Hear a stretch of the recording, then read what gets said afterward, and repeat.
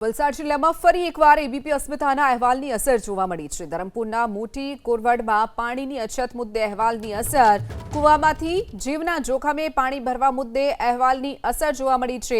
ABP અસ્મિતાના અહેવાલ બાદ પ્રશાસન હરકતમાં આવ્યું।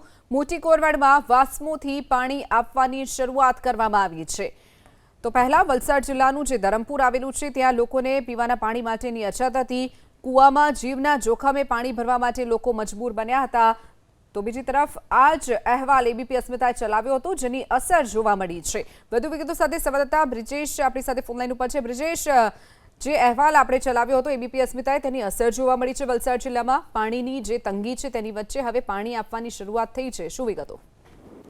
જે પ્રમાણે આ મોટી કોરવડની અંદર એક ફળિયું છે જ્યાં પાણી નહોતું મળતું અને એના જે દ્રશ્યો હતા તે પણ હૃદયદ્રાવક દ્રશ્યો હતા।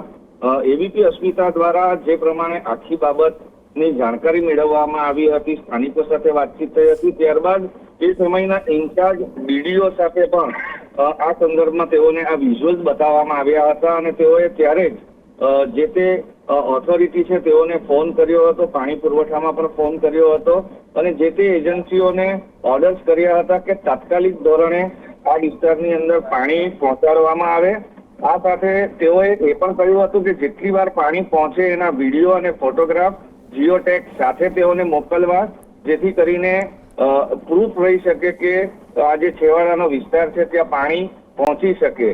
અને તે જ પ્રમાણે આજરોજ જ્યારે ડીડીઓ શ્રી ચાપલોટ સાહેબ આવી ગયા હતા, તેઓને આજરોજ પૂછ્યું હતું કે આ વિસ્તારની અંદર પાણી પહોંચે છે અને કઈ રીતની તકેદારી લેવાય છે, ત્યારે તેઓએ તમામ વિડીયો ત્યાંથી મંગાવ્યા હતા અને પોતે ચેક કર્યું હતું કે રેગ્યુલર આ વિસ્તારમાં પાણી મળી રહે છે। જી ચોક્કસથી બ્રિજેશ, માહિતી બદલ આભાર।